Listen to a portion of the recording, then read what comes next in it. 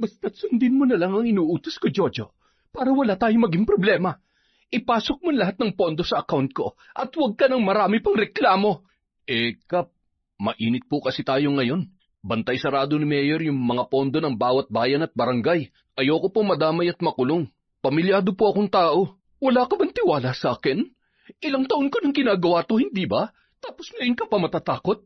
Gawin mo na lang ang pinapagawa ko sa iyo na matapos na tong usapan na to dahil marami pa akong gagawin. Kap naman paano kung mabulilyaso tayo rito? Maghihintay ako hanggang mamayang gabi. Kapag walang pumasok na pondo sa bank account ko, paglagpas ng alas 7, mananagot ka sa akin. Tandaan mo yan. Kilala mo ako, Jojo. Ay, may magagawa pa ba ako Alam ko namang hindi ka magpapatalo.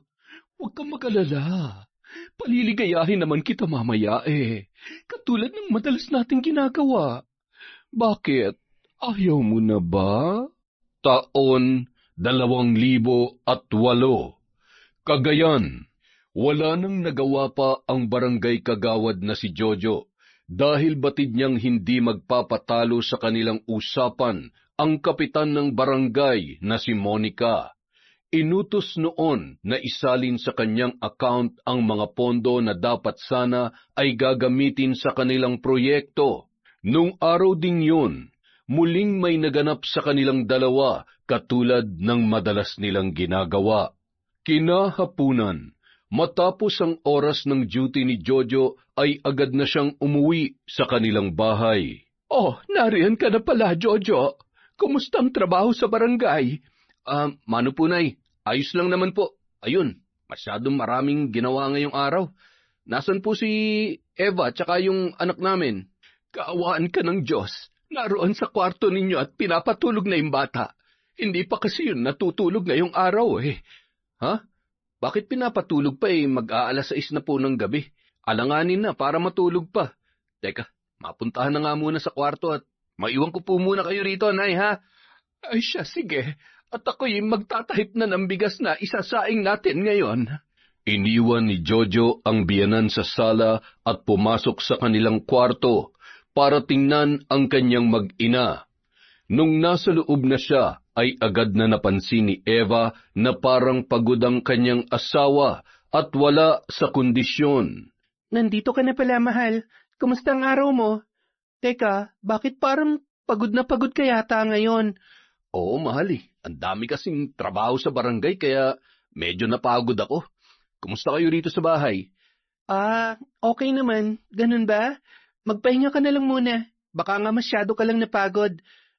Mahal, si baby kasi may sinat na naman Kaya pala hindi makatulog buong maghapon kasi masama ang pakiramdam niya. Ha? Teka, mukhang napapadalas na yata ang pagkakasakit ng anak mo Nung nakaraan, ilang araw din siya nilagnat. Ano ba nangyayari? Hindi ko nga rin alam Dalawa na nga kaming nagsasalita ni nanay para bantayan at alagaan siya pero syempre alam mo na, hindi naman maiiwasan na magkasakit talaga ang bata, lalo na kapag ganyang magdadalawang taon pa lang. Kawawa naman si baby. Paano? Napainom nyo na ba ng gamot? Painumin mo rin lagi ng gatas para may sustansya ang katawan. Tapos na, mahal. Tsaka maagap din si nanay dahil sanay siya mag-alaga ng anak at apo. Biruin mo ba namang 5 kami magkakapatid, kaya alam niya na kung anong gagawin. Pero naisip ko na nga rin sanang ipatingin si baby sa doktor Kaya lang, wala pa tayong sapat na pera. Sa health center dito sa atin, wala bang doktor? Di ba mayroon naman yata at walang bayad dun? Mayroon naman, mahal. Kaya lang wala kasing doktor dito ng espesyalista para sa bata Kaya kailangan talagang dalhin si baby dun sa bayan para pwede ang tumingin sa kanya. Lintik naman na health center yan, Walang kwenta. Sige, pag-iipunan ko at gagawin ko ng paraan para mapatingnan natin sa doktor si baby. Mahal, hindi ba isa ka naman sa mga kagawad sa barangay natin? Bakit hindi mo subukang imungkahi kay Kapitan Monica na maglagay ng mga doktor sa health center para sa mga bata? Aba, maganda yung naisip mo Sige, susubukan kong banggitin sa kanyan tungkol dyan. Yun nga lang hindi basta-basta mangyayari yun Pagmimitingan pa yan ng mga opisyal at kailangan pa ng approval mula sa itaas para sa pondo ng mga gamot, tsaka sa iba pang mga pangangailangan. Ayos na rin yon. Ang mahalaga, mahihintay na tayong proseso. Matuloy man o hindi, at least sinubukan mo, hindi ba? Oo sige, mahal. Magpapahinga lang muna ako. Tatabihan ko na lang muna si baby at baka ako lang ang makapagpali sa sinat niyan. Nako, baka nga namimiss ka lang niyan. Hindi ka kasi nagpaalam sa kanya kanina bago pumunta sa duty eh. Nagkatawanan na lamang ang mag-asawa, saka kumilos na si Jojo para tabihan ang anak sa kanilang papag para magpahinga. Lumabas naman si Eva upang tulungan ang ina na si Manang Azon sa paghahanda ng kanilang hapunan. Samantala, kahit pasado 6:00 na ng gabi, nasa opisina pa rin ang kapitana na si Monica at tila may tinatapos pirmahan na mga papeles. Mula sa bahagyang nakabukas na pinto, sinilip siya ng barangay tanod na si Lawrence upang magpaalam na uuwi na. Ang ganda-ganda talaga ni Kapitana. Grabe, kahit 40 ng edad mukhang 20 anyos pa rin. Ang kinis at ang lusog ng hinaharap. Napakatanga talaga ng asawa niya kung bakit mas gusto pang mamalagi sa ibang bansa kaysa samahan yung maganda at maalindog niyang asawa rito sa Pilipinas. Nakakagigil. Nasa ganoong pag-iilusyon ng lalaki nang mapabaling sa direksyon niya ang kapitana at ngumiti yun sa kanya bago sumenyas at pinapasok siya sa loob ng opisina. Anong ginagawa mo dun sa pinto at nakasilip ka lang? May kailangan ka ba, Lawrence? Wala po, Kap. Magpapaalam lang po sana ako na uuwi na kasi tapos na po yung oras ng duty ko. Baka lang po may ipag-uutos pa kayo. Mukhang wala naman na akong iutos, Lawrence.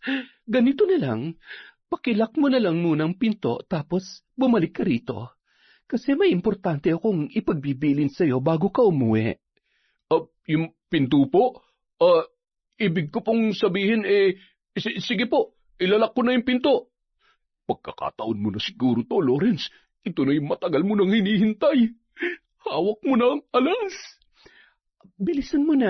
Ang tagal mo naman eh. Naiinip na ako. Eto na po, Kap. Pasensya na, medyo hindi ko na alam kung paano ilalak yung pinto Ang sakit ng mga binti ko eh. Pwede mo ba akong hilutin? Hindi kasi ako makalakad ng maayos eh. Sige na naman, Lorenzo. Kap, ano pong ginagawa nyo? Baka po... Huwag ka na magpigil pa, Lawrence. Alam ko namang ito lang din ang gusto mo, hindi ba? Ayan, sayong-sayo yan ngayon habang tayong dalawa lang nandito. Tandaan mo, walang sino man ang nakakatanggi sa alindog ko. At dahil nga matagal na ring may pagnanasa si Lawrence sa kanilang kapitan na si Monica, kaya naman kahit butil-butil ang pawis at nangangatal ay wala na siyang nagawa pa kung hindi gawin ang sinasabi noon. Hanggang sa may nangyari na nga sa kanila doon mismo sa loob ng tanggapan ng kapitana. Matapos ang mainit na tagpo sa pagitan nilang dalawa, ay hinihingal na nagsuot ng damit at salawal si Lawrence habang inaayos naman ni Monica ang kanyang sarili. Kap, maraming salamat ha. Sana sa atin na lang yun nangyari kasi alam mo na, may asawa akong tao at may anak rin ako. Hindi mo na kailangan sabihin yan, Lawrence. Gwapo ka naman at masarap, kaya kapag gusto mong gawin natin ulit to, sabihin mo lang. Hindi yung pasilip-silip ka pa sa pinto na parang gutom na aso. Grabe ka naman sa gutom na aso, Kap. Pero sige, mula ngayon palagi na natin gagawin to pag may pagkakataon. O siya, sige na. Umuwi ka na't baka hinihintay ka na ng misis mo. Pakisara mo na lang yung pinto paglabas mo, ha? Tila hindi makapaniwala si Lawrence habang palabas sa tanggapan ni Monica. Hindi niya inakala na magkakaroon ng katuparan ang bagay na noon ay naglalaro lamang sa kanyang imahinasyon. Nang akmang bubuksan niya na ang pintuan para lumabas, ay tamang-tama naman nakakatok na sana ang isa sa mga residente ng kanilang barangay na si Ray. Ray, ikaw pala yan. Gabi na.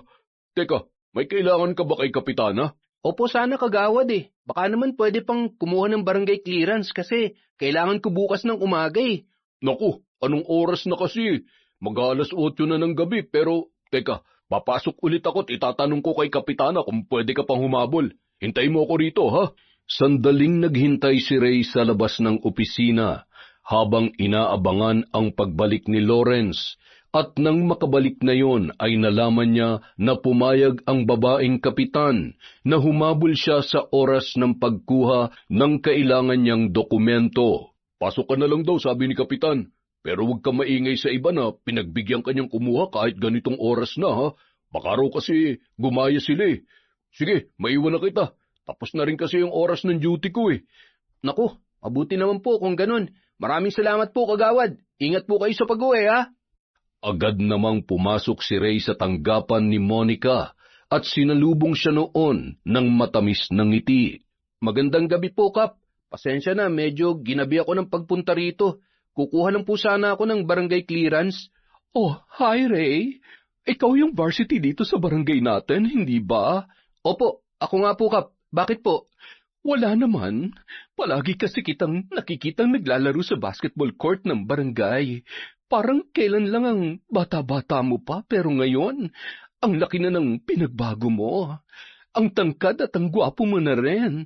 Tapos, ang ganda-ganda pa ng katawan mo. Hindi naman po. Sakto lang. Maraming salamat po pala, Kap. Psst, kapag tayong dalawa lang magkausap, huwag mo na akong tatawaging Kap. Monica na lang, okay?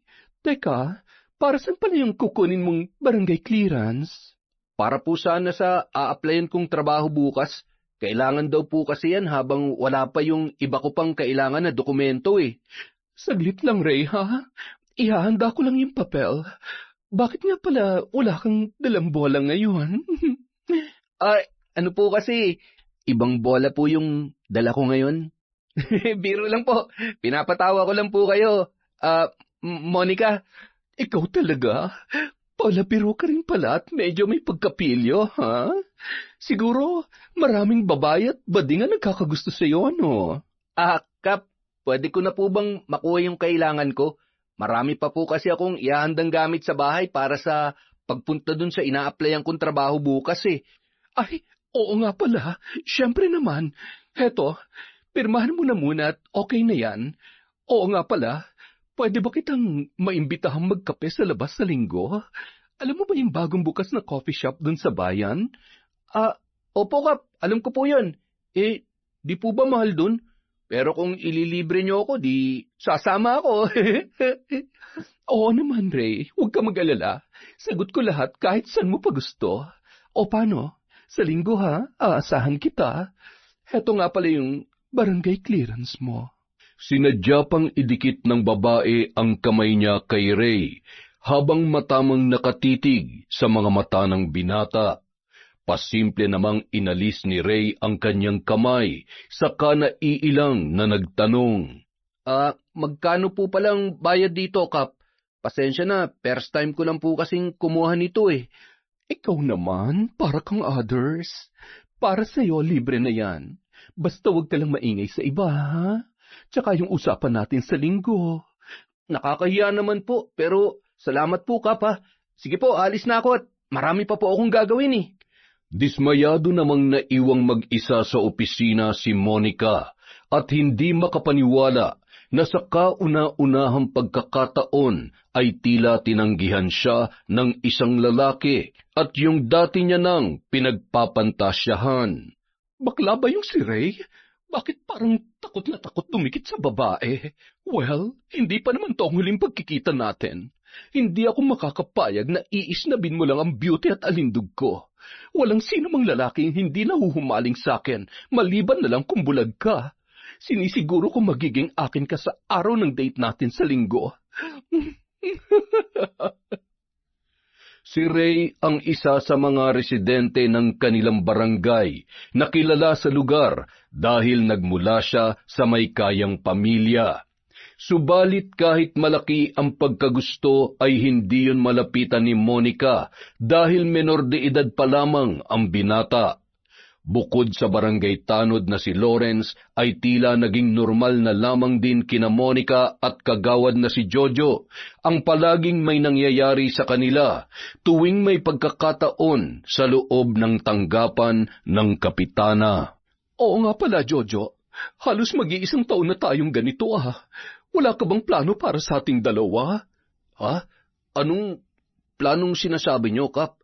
Kung ang ibig niyong sabihin ay yung tungkol sa relasyon natin, tatapatin na kita.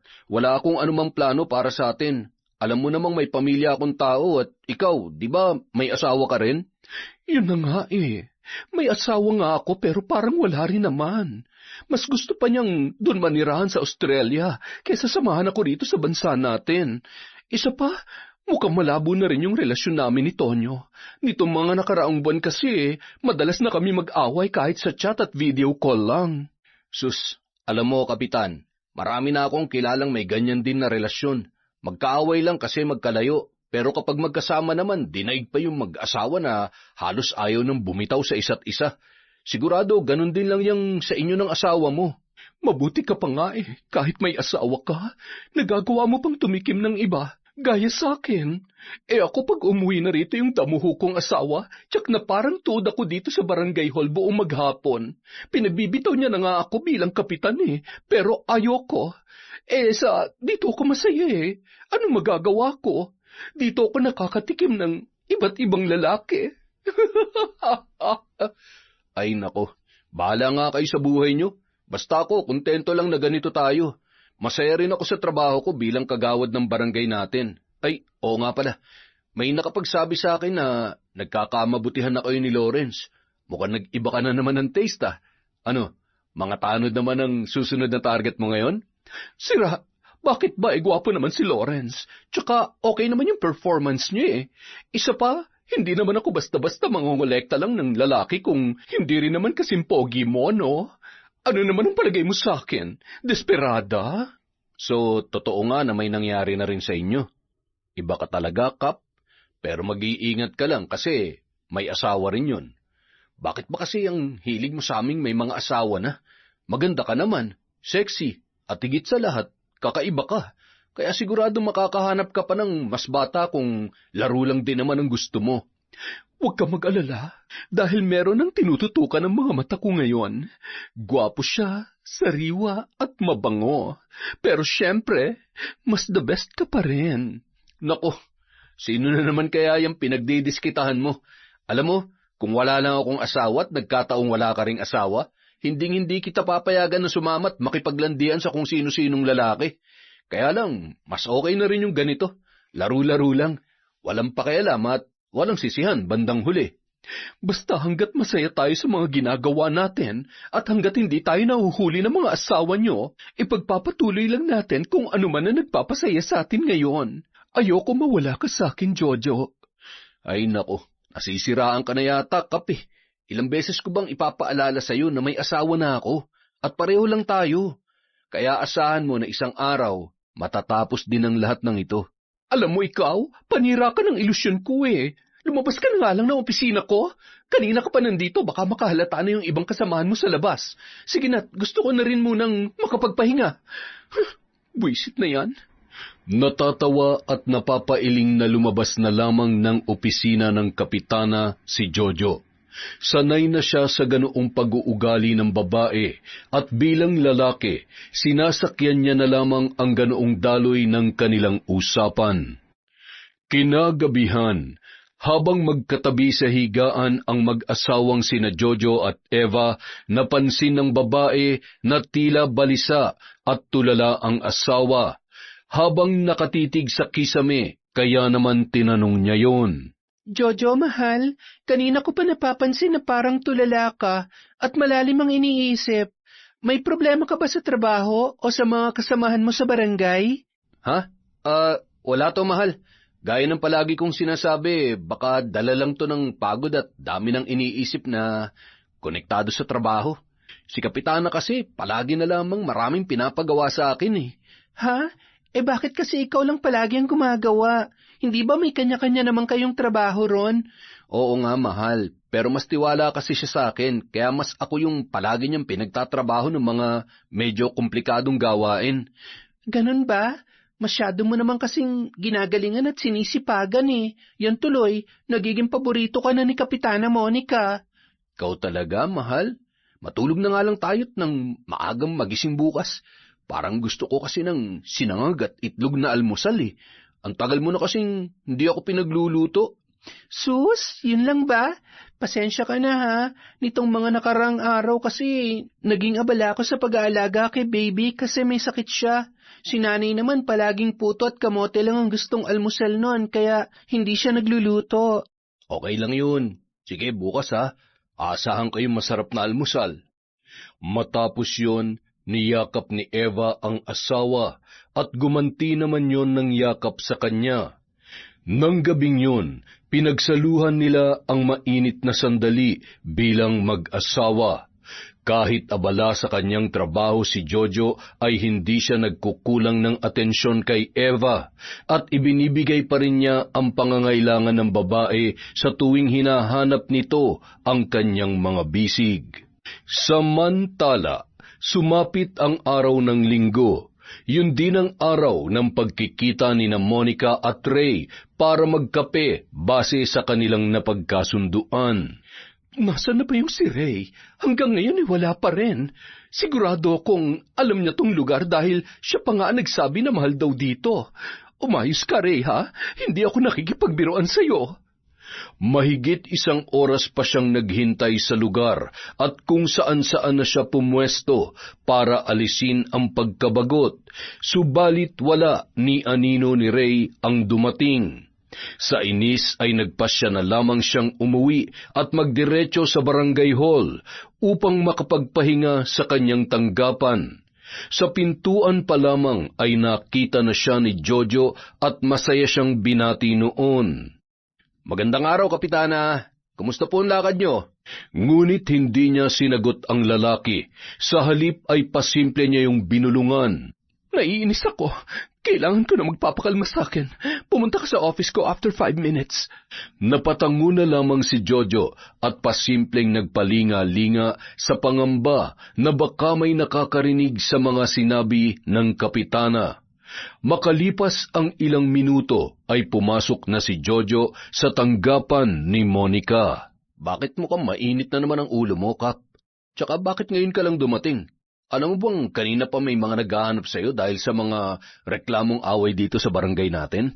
Ay, Jojo, pwede ba? Huwag ngayon, okay? Nakikita mo na ang bad trip ako tapos sasabay ka pa. Isa pa, bakit kailangan hintayin niyo pa ako para pag-ayusin at aregluhin yung mga lintik na gulo na yan? Kaya niyo namang gawin yon. Kahit kayo kailangan nandito, di ba? Anong silbi niyo bilang mga opisyal ng barangay? Oh, relax ka lang, Kap. Ikaw naman, kulang na lang, bugahan mo ako ng apoy sa galit eh. Teka, ano nga bang dahilan at nagkakaganyan ka? Lintik na rin na yon. Hindi man lang ako sinipot.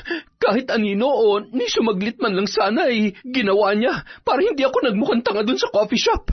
Nakakainis talaga. Ibig sabihin may usapan pala kayo ng bagets na yon? Hindi ko alam yun ah. Bakit kasi hindi mo sinabi sa akin nang sa ganun ako na lang ang bumakap sa iyo dun? Di sana hindi ka naghintay sa wala. Pwede ba, Jojo?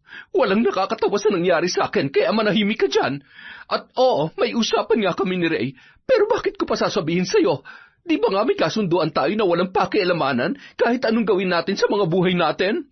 Ikaw naman kasi, Kap, wag mong pwersahin yung bata. Alam mo namang hindi yun katulad namin na game agad sa lahat ng gusto mong mangyari. Ibahin mo si Ray. Galing yun sa may sinabing pamilya kaya hindi mo siya basta-basta makukuha. Gaya ng inaasahan mo. Alam mo, ikaw kanina ka pa eh. Ano ba talaga? Kakampi ba kita o kalaban? At huwag mo ngang sabihin na hindi ko siya makukuha ng basta-basta dahil gagawin kong lahat para mapasakin siya. Tandaan mo, wala pa akong ginusto na hindi ko nakuha. Oh, yan puso mo. Good luck sa'yo. Ano, mag-aaway at magsisigawan na lang ba tayo rito? Mabuti na lang at soundproof tong office mo. Dahil kung hindi, tsak, narinig at bukayo ka na ng ibang mga kasamahan natin dito. Wala akong pakialam sa kanilang mga leche sila. Kailangan kita ngayon, Jojo. Pakiusap, huwag mo akong iwan. Tsaka huwag mo akong bisitin. Matapos ang huling sinabing yon ng kapitana, agad siyang nilapitan ni Jojo at sinimulang lambingin. Sabi ko naman sa iyo sa akin ka lang palagi babagsak. Huwag ka mag-alala. Ibibigay ko kung anong kailangan mo. Salamat nandito ka. Sa iyo ko lang nailalabas lahat ng galit at sama ng loob ko. At sa pamamagitan ng ginagawa natin, gumagaan ang loob ko at nawawala ang bigat na nararamdaman ko.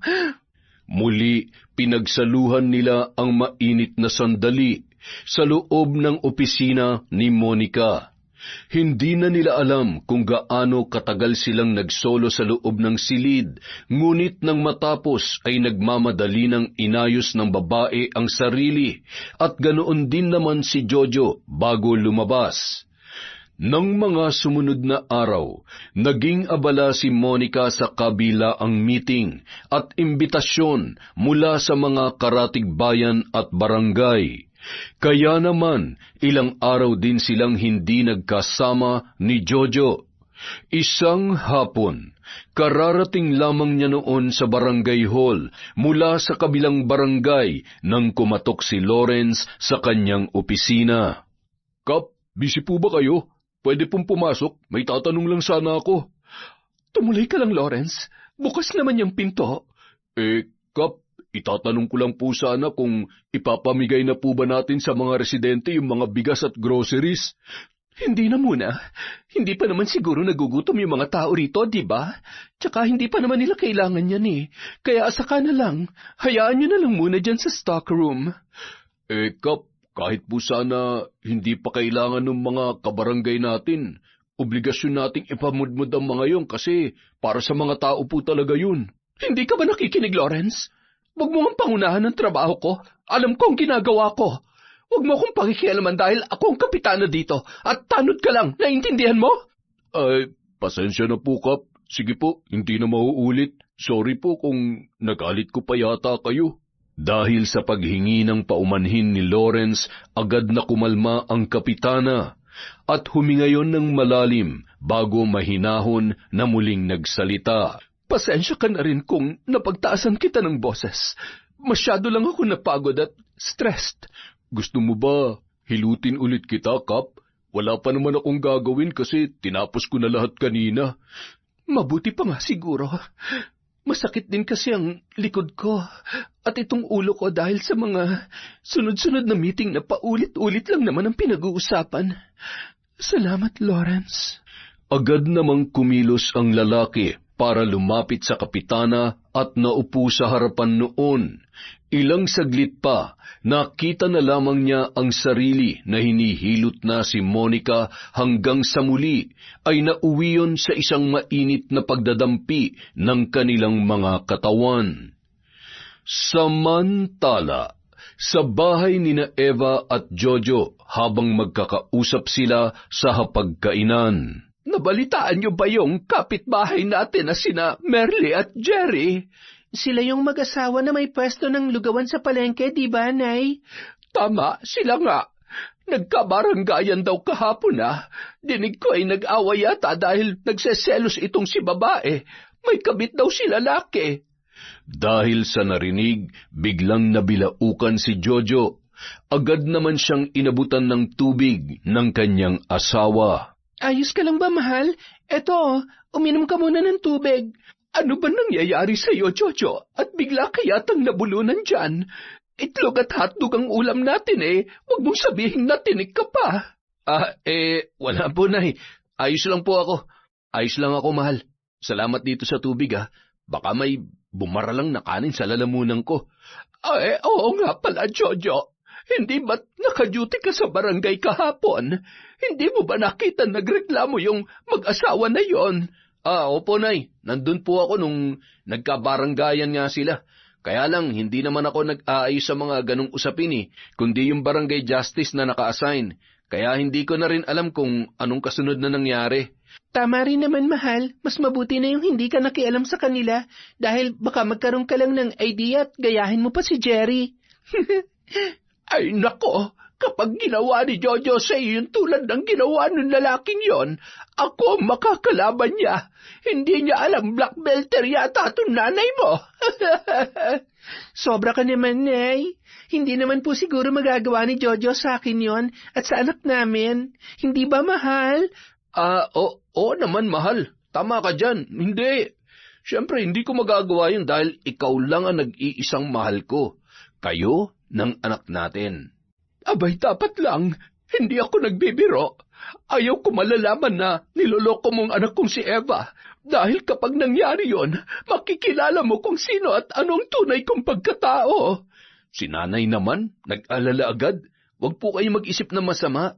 Ipinapangako ko sa mismong harapan nyo at ng mga pagkaing ito ngayon. Hinding-hindi ko lolokohin si Eva at wala akong balak na ipagpalit siya sa kahit na sino. Mabuti na'y nagkakaintindihan tayo. Tandaan mo, mahal na mahal ko yang si Eva at nakahanda akong gawin ang lahat kung sakaling may lumapastangan at umapak sa pagkatao niya. Naiintindihan ko naman po kayo, Nay, kasi magulang na rin po kami. At bilang ama ng anak namin, siyempre ayaw ko rin naman na mapahamak siya at lokohin lang ng kung sino. Kaya huminahon lang po kayo, hindi mangyayari yung masamang iniisip nyo. Ang mabuti pa kumain na lang tayo ng panghimagas. Gumawa ko ng bukayo kaninang tanghali. Tsak, pwedeng-pwede na yung kainin ngayon. Masayang pinagsaluhan ng mag-anak ang bukayo na ginawa ni Eva. Ngunit ang hindi alam ng mag-ina ay halos maputol na ang hininga ni Jojo dahil sa labis na kaba habang pinag-uusapan kanina ang tungkol sa kabit. Kaya naman, hindi niya maiwasang mapaisip at mapatanong sa kanyang sarili. Mabuti na lang magaling ako magpalusot. Hanggang kailan ko kaya maitatago yung kalokohang ginagawa namin ni Kapitana? Sana naman magawa kong itigid yun bago pa mabisto ng asawa ko at ni Nanay Ason. Ay, nako. Hindi na namalayan ng lalaki na kanina pa pala siya inaalok ng asawa para kumuha ng bukayo na nasa lagayan. Bigla kasi siyang natulala at nahulog sa malalim na pag-iisip. Hoy, mahal, okay ka lang ba? Bigla ka na namang natulala dyan. May problema ba? Ha? Ay, wala, mahal. Ano nga ulit yun? Ang sabi ko, tikman mo na tong bukayong ginawa ko. Heto na oh. Ikaw naman, umalis lang ako saglit para kunin to. Parang nawala ka na agad sa sarili mo. Ay, oo nga, tama ka dyan. Ang sabi ko, pahingi ako nitong bukayo mo. Mukhang masarap to ah. Ang sarap nga. Nakita mo na, Eva. Sa sobrang sarap ng bukayo mo, hindi pa nga nakakakain itong asawa mo parang nawala na sa sarili. Muli nagtawanan ang tatlo habang tulog na tulog ang kanilang anak na nasa duyan. Masaya nilang ipinagpatuloy ang pagkain ng masarap na bukayo. Samantala, gabi na nang magpasyang umuwi si Monica mula sa barangay hall. At habang minamaneho niya ang sasakyan, namataan niya sa kalsada ang papatawid na si Ray, kaya naman hinintuan niya yon tsaka saglit na kinausap. Ray, good evening! Kumusta? Saan ka galing at gabi na naglalakad ka pa? Kayo po pala, Kap. Ayos lang naman po ako. Galing kasi ako sa gym, kaya ginabi na ako ng uwi. Kayo po, saan kayo pupunta? Pauwi na rin ako. Katatapos ko lang ng duty ko sa barangay Teka, may tanong ako sa'yo. Alam ko na po kung ano itatanong niyo sa akin. Sorry nga po pala kung hindi ako nakasipot nung linggo. Nakatulog po kasi ako dahil sa pagod sa gym nung Sabado ng gabi. Hindi ko naman po kayo mai-text o mai-chat kasi wala akong number at Facebook account nyo. Okay lang yon. Akala ko lang nakalimutan mo pero wag mo nang isipin yon. Bigay ko na lang sa yung contact number ko. Okay lang ba? Okay lang naman po, pero nasa bahay po kasi yung cellphone ko Walang problema. Calling card naman tong ibibigay ko sa iyo Heto, itabi mo yan ha, tapos mamaya pag uwi, isave mo sa phone mo. Sige po, salamat. Mauna na po ako. Okay, magkita na lang ulit tayo sa susunod, Ray, ha? Salamat sa time mo. Mag-ingat kapag uwi. Matapos ang usapang yun, Pinaandar ng muli ni Monica ang kanyang kotse habang walang pagsidlan ang kanyang kasiyahan. Dahil doon, hindi niya mapigilang mapabulong sa kanyang sarili.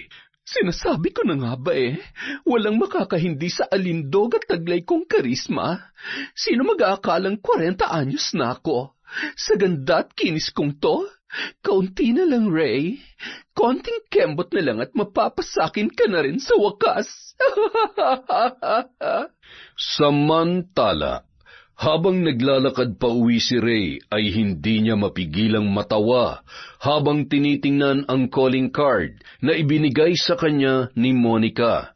At habang nakatitig doon ay napapailing na lamang siya habang nagsasalita. Walang hiyang matronang kapitanan na yun. Balak pa yata akong idagdag sa koleksyon niya. Akala niya yata hindi ko alam na kung sino-sinong lalaki na mga nakasama niya. Pati nga mga opisyal ng barangay at nasasakupan pinapatos niya Tsaka bata pa ako no. Kung gugustuhin ko magkaroon ng karelasyon o makakalaro sa kama, syempre doon na sa kasing edad ko. Tsaka yung babagay sa akin, hindi yung maganda at sexy nga. Damatans naman. Ewan ko sa iyo, kapitana. May tapon na nga tong calling card nun.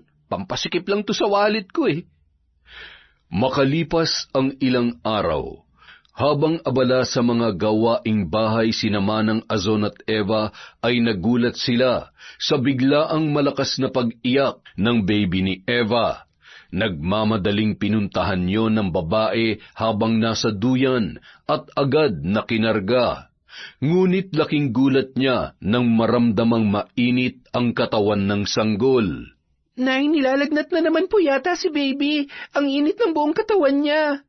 Bilis, hubarin mo ang damit niya at pakukuluan ko sa kaserola. Palitan mo agad siya ng kulay puting kamiseta. Sige po, Nay. Diyos ko naman, anak. Ano ba naman to nangyayari sa'yo at pabalik-balik na lang ang lagnat mo?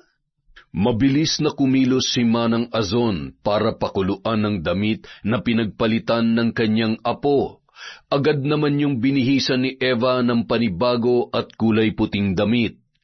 Maya-maya pa, tumahan na yun, ngunit ilang saglit lang ay muli na namang pumalahaw sa pag-iyak. Sa palagay ko ay hindi albularyo o simple manggagamot lamang ang kailangan ng anak niyo, Eva. Ilang beses ko na siyang sinubukang gamutin, pero tila walang epektong lahat ng paraan na ginagawa ko. Nay, di ba ho, marunong kayo mambarang? Matutukay niyo rin po ba kung may gumagawa nito sa anak namin at malalaman niyo rin po ba kung sino?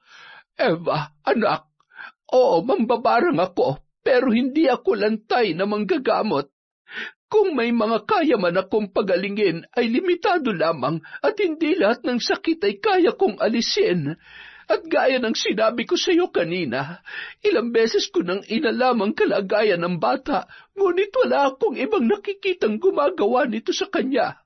Baka kailangan niyo na talaga siyang dalhin sa tunay na doktor. Sige po, Nay. Tatawagan ko na muna si Jojo at pauwiin ko na maaga. Baka naman pwede siya magpaalam total Marami namang ibang kagawad na maiiwan doon kung sakali. Agad na kumilos si Eva para tawagan ang kanyang asawa. Mabilis naman yung sumagot at sinabing uuwi na agad nung oras din na yon. Makalipas ang ilang minuto, nakarating na sa bahay si Jojo. Agad nilang dinala sa pinakamalapit na ospital ang kanilang anak at doon ay napag-alaman nila na mayroon yung malubhang sakit sa puso at kinakailangan ng malaking halaga para sa agarang operasyon. Diyos ko, Jojo! Saan naman kayang kamay ng Diyos tayo kukuha ng ganong kalaking halaga para sa operasyon ng anak natin?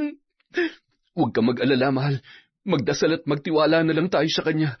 Isipin mo na lang na pagsubok lamang ang lahat ng ito. Pero saan nga? Kailangan na daw siya maoperan sa lalong madaling panahon. At ang nakakatakot pa, sa palaran na lamang daw kung makakaligtas pa ang anak natin matapos ang operasyon. Huwag ka mag-alala. Mangungutang ako sa mga kasama ko sa barangay. Kay Kapitana Monica. Alam kong malaki may tutulong nun sa atin. Marami siyang kilalang mayayaman na maimpluwensyang tao. Sigurado ka ba? Sa palagay mo, makakalikom kaya tayo ng 250,000 mula sa kanila?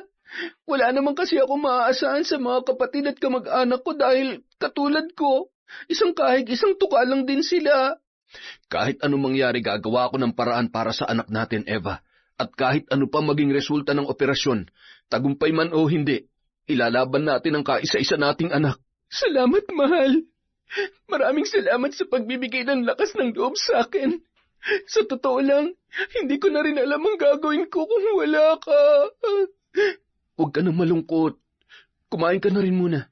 Kanina ka pa yata hindi kumakain eh. Baka ikaw naman ang magkasakit niyan sa ginagawa mo. Kahit papaano, napanatag ang kalooban ni Eva dahil sa mga sinabing yon ng kanyang asawa. At dahil nga kulang ang kagamitan ng ospital na pinagdalhan sa kanilang anak, kinailangan pang ilipat sa ibang sangay ang bata kung saan kumpleto ng mga aparato at kasangkapan para sa isasagawang masusing operasyon. Subalit bago yon ay kinailangan muna nilang magbayad ng kalahati ng kabuuang halaga para sa gagawing proseso.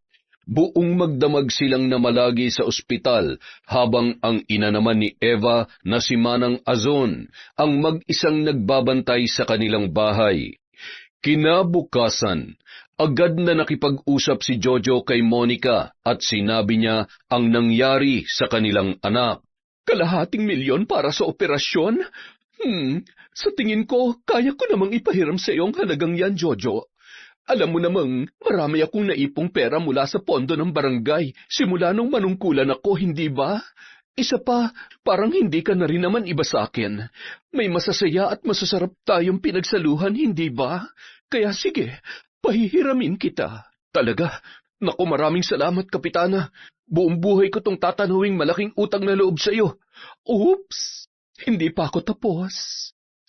Pero sa isang kondisyon, sabihin mo lang, kahit anong kondisyon nakahanda ako para sa kaligtasan ng anak namin.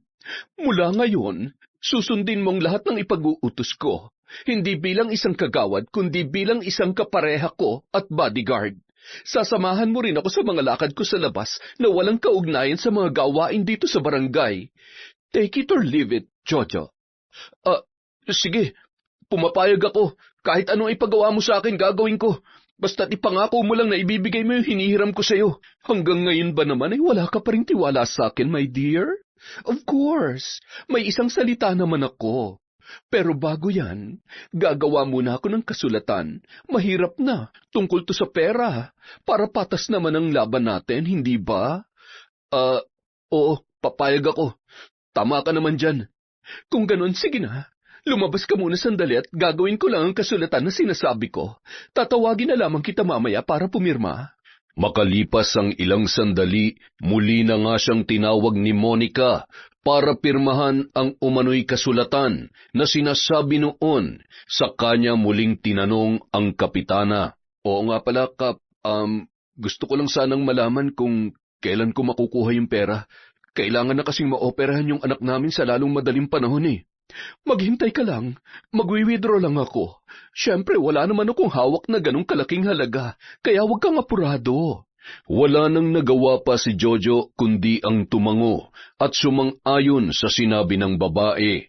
Nang hapon din na yon, matapos ang oras ng kanyang duty ay muli siyang bumalik sa ospital para samahan ang asawa na magbantay sa kanilang anak.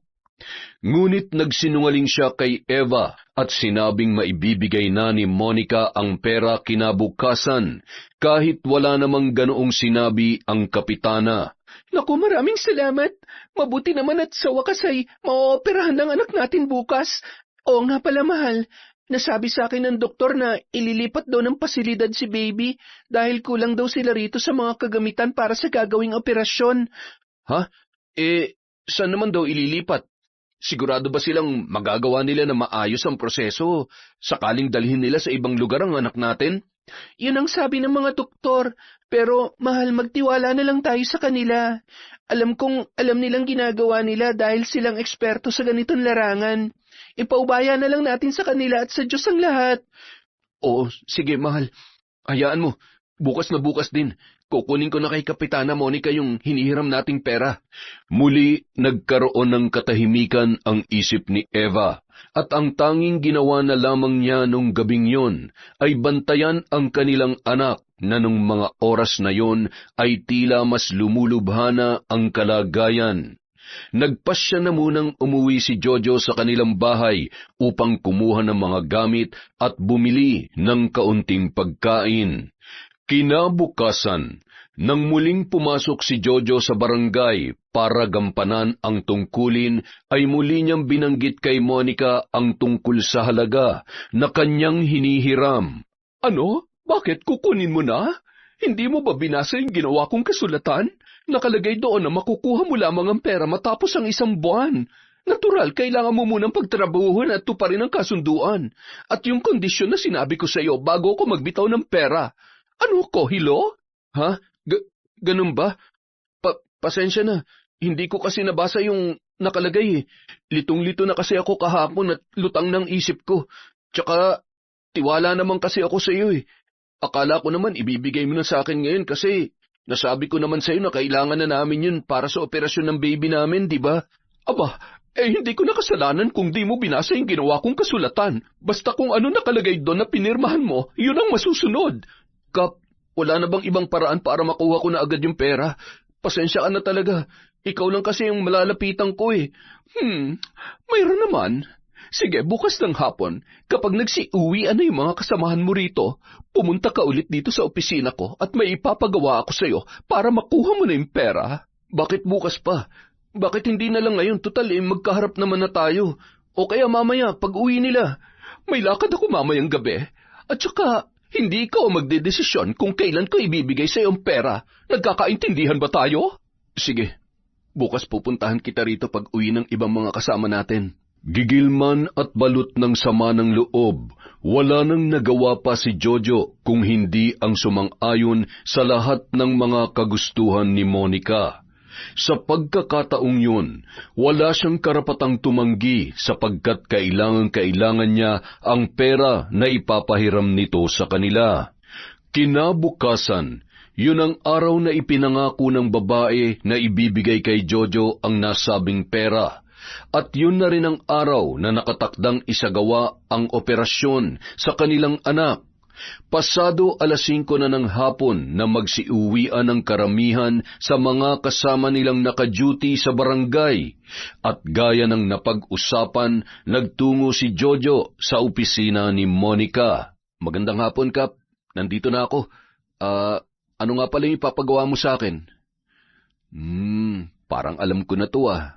Huwag mong sabihing, mabuti naman at tumupad ka sa usapan natin, Jojo. Maupo ka muna. Heto, inumin mo muna to, pamparelax muna sa buong maghapong trabaho. Wow, mukhang mamahalin at masarap ang alak na to ah. Sige nga. Ubusin mo. Sabay tayo, hindi pwedeng ako lang. Cheers! Kinuha ni Jojo at ininom ang alak na nasa baso na iniabot sa kanya ni Monica. Ngunit matapos maubos ang laman noon, ay agad na nakadama ng labis na pagkahilo si Jojo, kasabay ng pag-ikot ng kanyang paningin hanggang sa tuluyan na siyang mawalan ng malay. Tuwang-tuwa naman si Monica nang ibagsak ng lalaki ang ulo sa lamesa habang tila tulog na tulog na. Akala mo ba makukuha mo kaagad sa akin ang perang kailangan mo nang ganun-ganun na lang? Pwes nagkakamali ka, Jojo. Dahil bago ko ibigay sa iyo yon, pagsasawaan muna kita. Gusto kong maranasan na mayroong makasama kahit isang buong magdamag lang ngayong gabi. Yung tipong hindi pagkatapos ay iiwanan na lamang ako. Yung maramdaman ko man lang na babae ako at may halaga sa mga lalaking gusto ko. Hinayaan niyang makatulog si Jojo sa lamesa hanggang sumapit ang 9:00 ng gabi. At dahil walang sino mang nakakapasok sa kanyang tanggapan nang hindi niya pinapahintulutan, na itago niya ang lalaki ng ilang oras. Hindi rin siya lumalabas ng silid at sinabi sa mga panggabing opisyal na naka-duty na huwag siyang aabalahin dahil marami siyang tinatapos na paperworks. Bandang 10:00, inutusan ni Kapitana ang mga tanod na naka-duty upang bumili ng merienda sa malayong lugar. Tanging sila na lamang ni Jojo ang naiwan sa barangay hall at agad niyang inoff ang mga CCTV na naroroon. Matapos ay mayroon siyang tinawagan at kinausap sa cellphone. Hello, bilisan niyo na.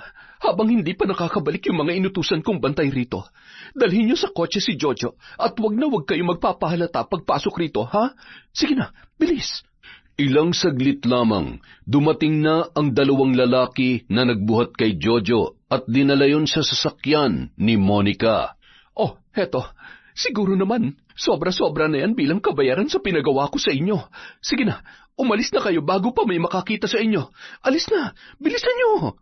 Nagmamadali namang umalis ang 2 lalaki habang tuwang-tuwa sa perang ibinigay sa kanila ni Monica. Saglit na inayos ng babae ang sarili saka sumakay sa kanyang kotse at mabilis na pinaharurot yon patungo sa isang hotel sa bayan. Sige lang, Jojo. Matulog ka lang at mamaya paggising mo, magugulat ka na lang na magkasama na tayo rito.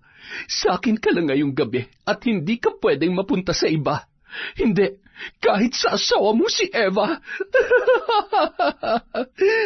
Sa kabilang banda, habang nasa ospital, hindi na alam ni Eva ang gagawin dahil nung mga oras na yon hindi pa rin nagpaparamdam at sumasagot sa mga tawag niya si Jojo. Nang subukan niyang muling kontakin ang asawa ay naka-off na ang cellphone noon. Diyos ko naman, Jojo. Bakit ngayon pa kita hindi makontak? Alam mo namang ngayong araw ang operasyon ng anak natin eh. Maya-maya pa, nilapitan na siya ng doktor na naka-assign para sa gagawing proseso ng pag-oopera at mas lalo siyang nanginig sa sinabi noon. Mawalang galang na po, misis, pero kailangan na po naming isagawa ang operasyon sa mga oras na ito.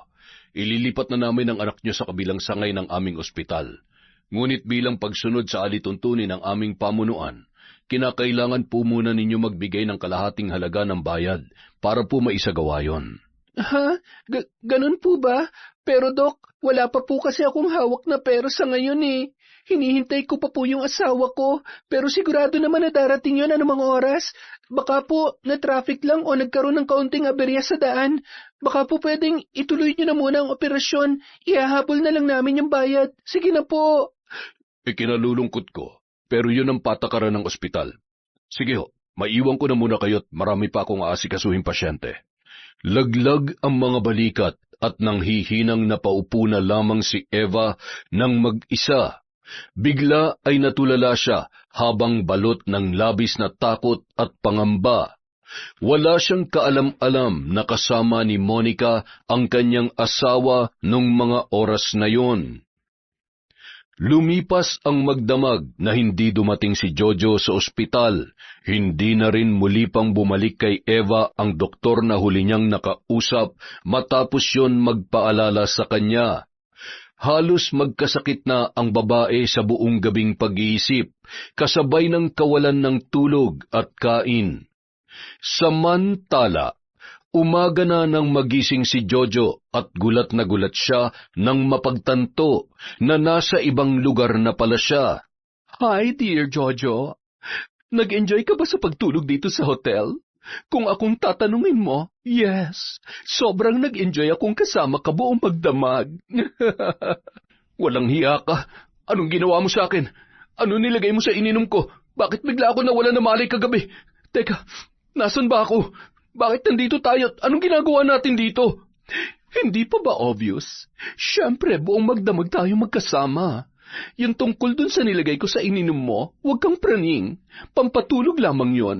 Ngayon nga lang tayo nagkasama na magdamag, nag-iinarte ka pa? Bakit? Hindi mo ba nagustuhan? Kailangan ko na magpunta sa ospital. Tsak hinihintay na ako ron ni Eva at kailangan ako ng anak namin para sa operasyon niya. Teka, di ba sabi mo, ibibigay mo na sa akin yung pera? Dapat nga kahapon pa, di ba? Diyos ko, ano na kaya nangyari sa operasyon ng anak namin? Oo nga, sana. Kaya lang, naisip ko, Kailangan pala talaga nating sundin kung ano yung nasa kasulatan, na makukuha mo lang yung pera pagkatapos ng 1 buwan. Dahil sa sinabing yun ng babae, biglang sumiklab ang galit ni Jojo at mabilis na nilapitan si Monica saka sinakal sa leeg habang gigil na nagsalita. Nasisiraan ka na ba? Kapag hindi na operahan ng anak ko, mamamatay siya. At kapag nangyari yun, hindi kita mapapatawad. At anong gagawin mo? Papatayin mo ko?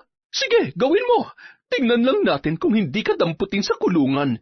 At kapag nakulong ka, dagdag ka pa sa problema ng pamilya mo at mas lalong lalabo ang posibilidad na mabuhay ang anak nyo dahil hindi mo makukuha ang pera sa akin. Bigla ay napaisip si Jojo at agad na binitawan ang babae. Naisip niya na kapag pinatay niya yon, mas mawawalan ng tsansa na makakuha siya ng pera at mas lalong malalagay sa kapahamakan ang kanyang sarili at anak. Kaya wala na siyang nagawa pa kundi ang magmakaawa at humingi ng tawad kay Monica. Patawad, Monica. Parang awa mo na. Kailangan ko na talaga ng pera ngayon. Sa mga oras na to, alam ko magsisimula ng operasyon ng anak namin. Pero bago yon, kailangan muna namin magbayad. Manigas ka, Jojo. Sa palagay mo dahil sa ginawa mo sa akin, pagkakatiwalaan pa kita? Hindi ako tangang katulad mo. Kung gusto mong umalis at puntahan ang mag-ina mo sa ospital, pues gawin mo. Pero wala kang makukuha ni 5 duling sa akin. Mapanlinlang ka, Monica. Mandaraya ka, mandurugas, at isa kang demonyo. Tandaan mo tong sasabihin ko sa iyo, kapag may masamang nangyari sa anak namin, ako mismong papatay sa iyong lintik ka. Makaalis na nga, nag-aaksaya lang ako ng oras ditong buwisit ka. Matapos yung sabihin, nagmadali ng magbihis at lumabas ng hotel si Jojo. Habang patungo sa ospital na kinaroroonan ng kanyang mag-ina, ay saka pa lamang niya naalala ang kanyang cellphone. Saka mabilis na dinukot yun sa bulsa ng suot niyang pantalon. Ngunit nakapatay yun dahil wala ng baterya. Sa kabilang banda, halos makipag-away na si Eva sa mga nurse at doktor para lang ituloy ng mga yon ang nakatakdang operasyon sa kanilang anak. Dahil lang wala kaming pambayad sa kalahating halaga para sa operasyon, hindi nyo nagagawin yung trabaho nyo?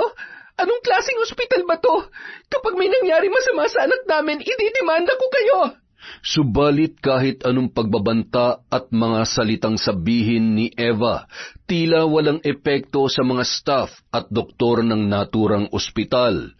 Tuloy ay mas lalong nawalan ng pag-asa ang babae na maisasalba pa ang buhay ng kanilang anak. Halos mag-iisang oras pa ang lumipas nang dumating si Jojo at agad silang nagkita ni Eva. Bakit ngayon ka lang, Jojo? Halos mabaliw na ako kakahintay ng tawag at text mo. Anong balita? Dala mo na ba yung pera? Hindi, mahal eh. Ibig kong sabihin, kakausapin ko na yung doktor at sasabihin na ituloy na lang yung operasyon ng anak natin. Sasagot pa sana si Eva, ngunit muli nilapitan sila ng doktor na kumausap sa kanya nung gabi. Agad na hinarap yun ni Jojo para pakiusapan. Magandang araw po, Dok. Ako po yung ama ng batang nakatakdang operahan sana kahapon. Kung pwede po, makikiusap na ituloy nyo na lang po ang operasyon at sinisiguro ko na isusunod ko kaagad yung bayad. Nagkaproblema lang kami sa perang hinihintay kong makuha eh. Saglit na natigilan ng doktor at tumingin sa mag-asawa. Malungkot na ngumiti yun bago napabuntong hininga at nagsalita. Ikinalulungkot ko pong sabihin, huli na ang lahat. Wala na po ang anak ninyo. Nakikiramay po ako. Hindi! Bawiin mong sinabi mo! Hindi papatay ang anak ko! Hindi totoo yan! Anak! Nung mga sandaling yun, tanging pagtangis na lamang ang nagawa ni Eva. Habang nag-hysterical at halos maglupasay na sa sahig, ay patuloy siyang pinakakalma at pilit na niyayakap ni Jojo. Subalit galit niyang itinulak ang asawa at pasigaw na nagsalita. Kasalanan mong lahat ng to! Kung hindi dahil sa'yo, buhay pa sana ang anak natin! Wala kang puso! Wala kang kaluluwa! Mas masaol ka pa sa demonyo! Lumayas ka sa harapan ko! Hindi kita kailangan! Eva, mahal, pakinggan mo naman munang sasabihin ko. Hindi ko gusto nangyari at wala may gusto nito. Sana naman buksan mo ang isip mo sa pagkakataong ito, mahal. Magdamag kang wala. Saan ka natulog? Pero hindi mo na kailangan magpaliwanag pa. Wala kang kwenta. Wala kang silbi. At kayo naman, kayong lahat na empleyado at doktor ng ospital na ito, ididemanda ko kayo dahil sa ginawa niyong pagtangging opera ng anak ko dahil lang sa hindi kami nakapagbayad kaagad. Mga wala kayong puso. Makailang ulit pang nilapitan ni Jojo ang asawa at sinubukang pagaanin ang loob, subalit hindi pa rin maalis ang galit nito sa kanya. Hanggang sa dumating na rin ang iba pang kapulisan, hindi para hulihin si Eva, kundi para tumulong na pakalmahin at patigilin sa labis na kawalan ng kontrol sa sarili. Mabilis na lumipas ang mga araw. Nailibing na at lahat ang kanilang anak, ngunit hindi pa rin kinakausap ni Eva ang kanyang asawa. Labis-labis ang galit at puot niya sa lalaki, at yon ang sinisising dahilan sa pagkawala ng kanilang anak. Ngunit isang araw, nang muli siyang kausapin ni Jojo, ay doon na siya sumabog at inilabas ang lahat ng galit sa kauna-unahang pagkakataon. Eva, mahal, kausapin mo naman ako. Hindi ko kaya na ganito tayo palagi. Maniwala ka sana na hindi ko ginusto nangyari sa anak natin. Alam ng Diyos kung gaano ang pagnanais kong makagawa ng paraan para maisalba ang buhay niya. Talaga ba, Jojo? Kung talagang hindi mo ginusto mangyari sa anak natin, di sana nun palang pinilit mo nang maipatingin natin siya sa doktor. Di ba matagal ko nang sinasabi sa iyo yun? Matagal mo na rin alam na paulit-ulit siya nagkakasakit at hindi normal ang ganon. Pero anong ginawa mo? Hinintay mo pang lumala at lumubha ang lagay niya, at kung hindi pa ako nagkusang dalhin siya sa ospital, baka namatay na lang siya nang hindi ko nalalaman ang tunay na dahilan. Alam mo, aminin mo ng totoo. Wala kang kwentang ama. Matapos magsalita ni Eva, nagsusumamo siyang nilapitan ng asawa. Doon ay isa-isang ipinaliwanag at inilahad ni Jojo ang mga pangyayari, mula sa kung paano sila nagkaroon ng kasunduan ni Monica hanggang sa pagpapainom noon ng pampatulog sa kanya at ang pagdadala sa kanya sa hotel buong magdamag. Inamin niya na rin sa asawa na may nangyayari sa kanila ng kapitana, subalit nadala lamang siya ng pagmamanipula para hindi siya matanggal sa trabaho. Ngayon nauunawaan ko na ang lahat. Walang hiyang kapitana na yon. Kunwari matino, yun pala may kademonyang tinatago. Ngayon, humanda siya sa magiging ganti ko. Siya pala ang ugat ng lahat ng ito. Salamat, mahal. Maraming salamat at ngayon ay nauunawaan mo na ang lahat. Ilang sandali pa, magkayakap silang nangako sa isa't isa na gagawa ng paraan para makapaghiganti sa babaeng kapitan at para mabigyan ng katarungan ang pagkamatay ng kanilang kaisa-isang anak. Nung mga oras na yun, buo na sa isip ni Eva ang hakbang na gagawin para panagutin si Monica. Makalipas ang ilang araw, hindi na nagtungo pa si Jojo sa barangay at formal na siyang nagbitaw bilang kagawad. Dahil doon, hindi na sila nagkita pa ni Monica at tinuldukan na rin niya ang anumang namamagitan sa kanila. Ang hayop na yon, basta na lang ako iniwan. Akala ba niya kawalan siya sa akin? Mabulok siya ron sa palda ng asawa niya. Mukhang may problema po kayo, Kapa. Baka po may maitutulong ako. Ikaw pala, Lawrence. Oo nga eh. Sumasakit na naman kasi ang ulo ko sa dami ng mga iniisip na problema. Pwede mo ba akong hilutin dun sa loob ng opisina ko? Sige po, Kap. Maya-maya lang, susunod na po ako.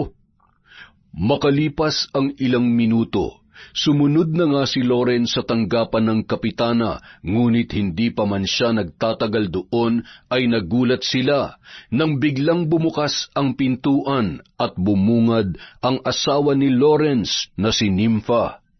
Oh, Nympha, anong ginagawa mo rito? Mga walang hiya kayo? Ikaw na babae ka, malandi ka. Yan ba ang trabaho ng isang kapitan? Ang manlandi at pang-ahas ng asawa na may asawa? Halika nga ditong haliparot ka. Wala akong pakialam kahit ikaw pang kapitana ng barangay na ito. Kakalbuhin kita, halika rito! Mabilis na nahawakan ni Nympha ang buhok ni Monica, na noon ay hindi na nakalaban pa.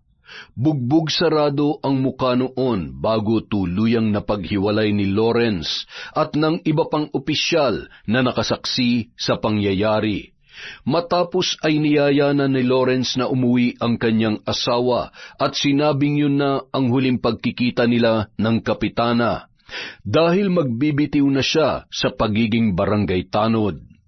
At dahil nalantad na sa lugar ang kalokohang ginagawa ni Monica, hindi na yun nagtungo pa sa barangay upang gampanan ang kanyang tungkulin bilang kapitan. Dahil sa labis na kahihiyan, nagkulong na lamang siya sa loob ng bahay at umiwas na rin sa social media.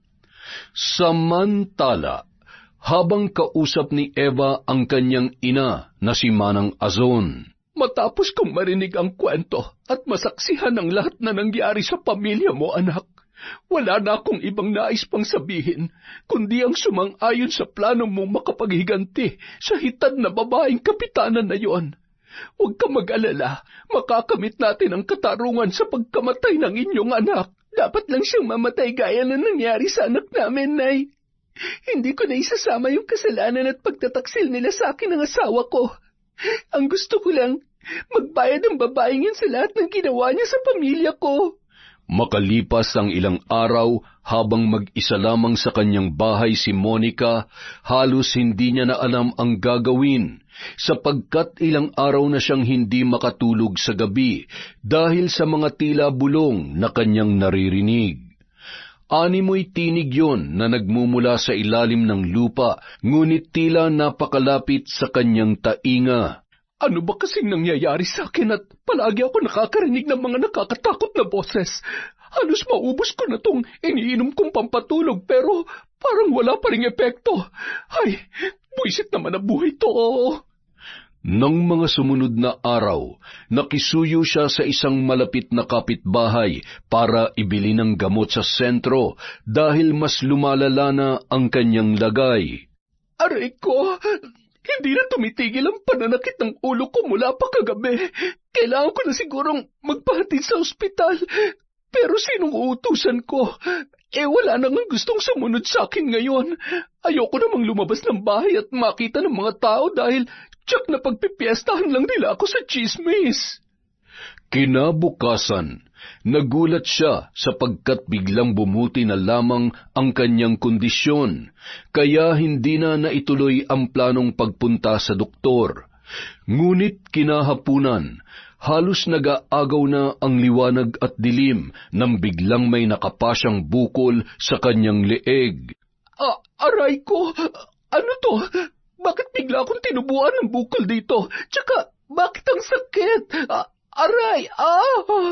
Habang nasa harapan ng salamin at sinisipat ang iba pang bahagi ng kanyang katawan, narinig niyang may kumatok sa gate ng kanyang bahay.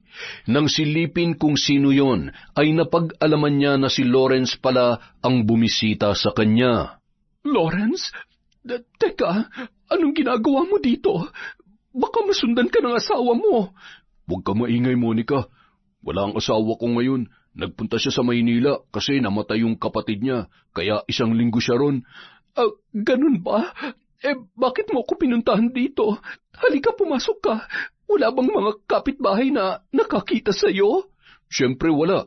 Sinakto ko lang na walang mga tao sa labas bago ako kumatok dito. Miss na kasi kita eh. Ang tagal na nating hindi nagkikita. Pasensya ka na nga pala sa asawa ko nung nakaraan ha. Ganun kasi talaga yun eh. Masyadong palaban, maski ako nga walang palag dun eh. Ayos lang. At huwag mo nang ipaalala dahil nabubisit lamang ako. Aray ko. Ay teka, ano yan parang bukol sa leeg mo? Tsaka bakit ganyan ang balat mo? Parang natutuyot at kumukulubot. Sa sinabing yun ng lalaki, ay muling napatingin si Monica sa salamin upang tingnan ang kanyang kabuuan. Nakita niya ang sarili na tila nalalantang gulay at natutuyot na dahon.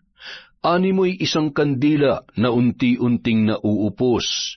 Maya-maya lamang nakaramdam siya na parang masusuka. Lawrence, pwede bang samahan mo muna ako dito? Para akong masusuka. Kung yun ang gusto mo, ayos lang naman sa akin. Aalagaan muna kita habang nandito ako. Pero, teka, bakit kulay itim yung lumalabas sa bibig mo, Monica? Tsaka bakit ang haba? Buhok? Buhok nga yan lumalabas sa bunganga mo. Lawrence, tulungan mo ako. Kunin mo itong nasa bibig ko at hindi ako makahinga. Bilisan mo. Taranta namang kumilos si Lawrence upang hugutin ang mahabang kulay itim na unti-unting lumalabas sa bibig ng babae.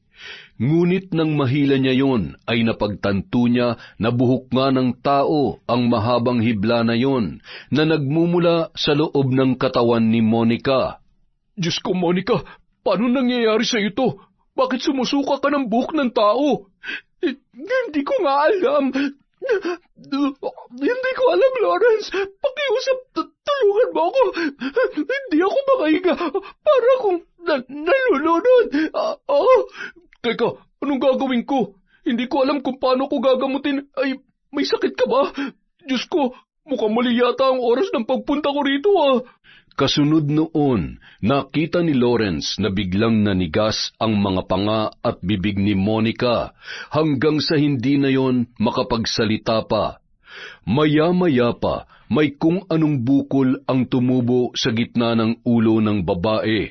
Monica, kung nagbibiro ka lang, wag ngayon Hindi magandang biro to. Natatakot na ako. Ano na naman bang malaking bukol na parang humihinga dyan sa ulo mo? Saan galing ang bukol na yan? Dahil hindi na makapagsalita si Monica, hindi na rin yun sumasagot sa mga tanong ni Lawrence.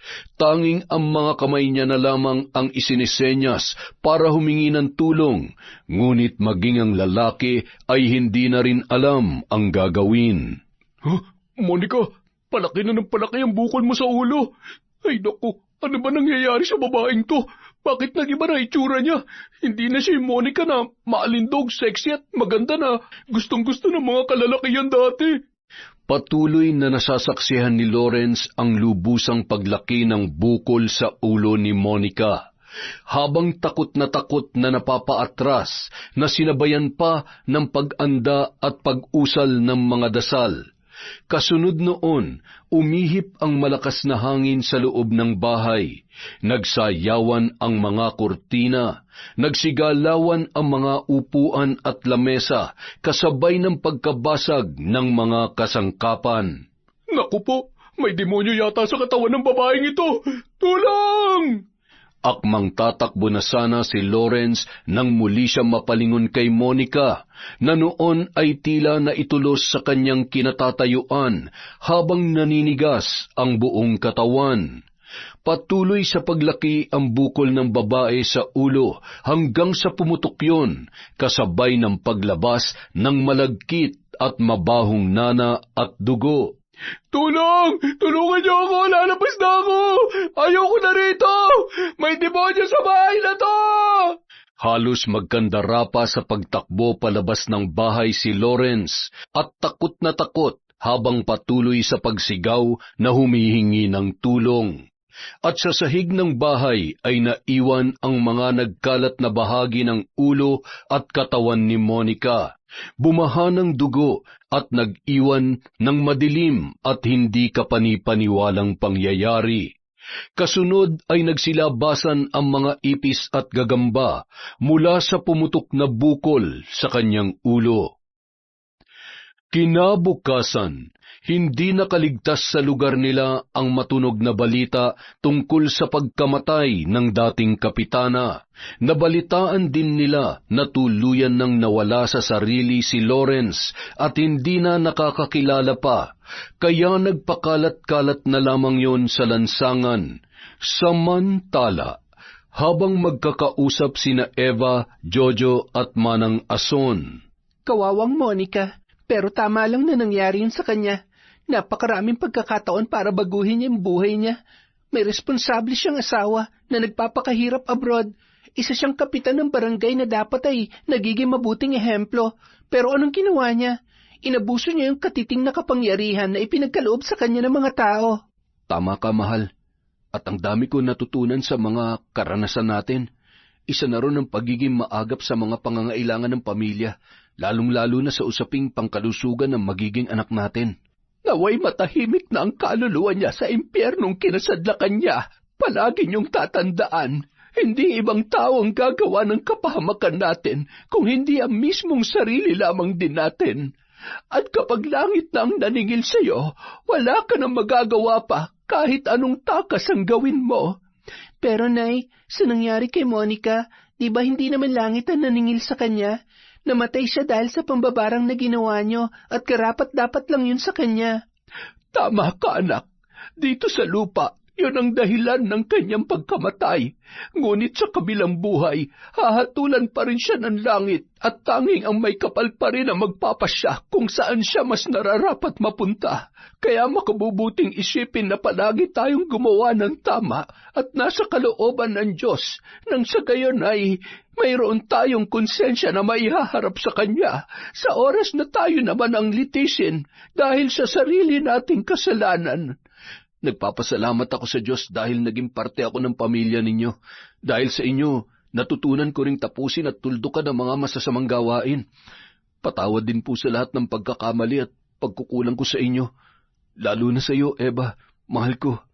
Nagtapos sa pagyayakapan ang kanilang usapan. Matapos ay bigla silang natigilan nang biglang magsuka si Eva at may ipinagtapat. Ayos ka lang ba, mahal? Naku, baka kung ano na yan, ha? Magpatingin na tayo agad sa doktor. Ayoko na mangyari ulit yung pambabaliwala ko sa naramdaman ng anak natin noon kaya mas lumubha ang lagay niya. Ayos lang ako, mahal. Huwag kang ngangoy dyan.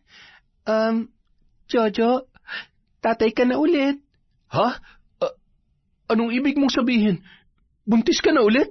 Matamis na ngumiti na lamang si Eva bago tumango. Dahil sa labis na tuwa ay napasigaw si Jojo at muling yumakap sa kanyang asawa. Bakas din sa muka ni Manang Azon ang labis na kasiyahan para sa kanyang anak at manugang. Yun! Isa na naman pong malupit na kwento mula sa Kwentong Enteng. Happy Sunday po sa lahat!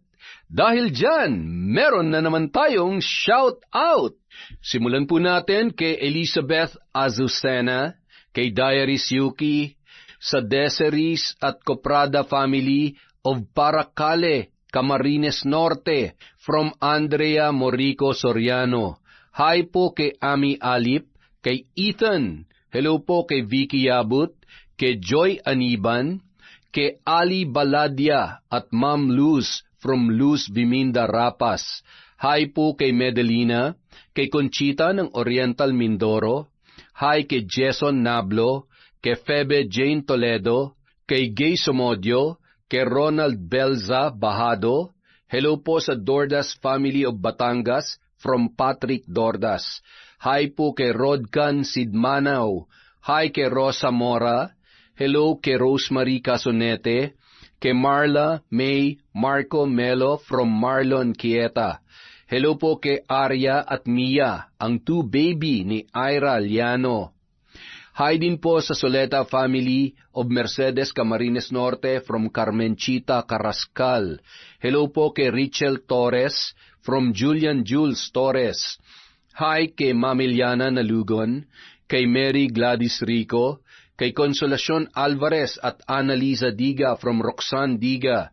Hello po kay Jessie, kay Sayan, kay Andrea, kay Aljes, kay Jason, Jefferson, Junjun, Margo at Asher from Lola Jessica Sobremonte. Hi po kay Micah Joy Tagaan, kay Kuya Xiao 85, John Chris, Ray Buendia, Billy Ray, Jenny May from Lucy Buendia. Hi po kay Josephine Beroya, kay Sebastian Albao, kay Nida Pangilinan. Hi din kay Juvelin Camacho, kay Angelina Ignacio, kay Janice Zemato, kay Jocelyn Garcia, kay Mario Calis from Ira Janine Sandoval. Hi din po kay Annalyn Sorca, kay Hana Maylin Sesgundo at sa pogi niyang asawa syempre.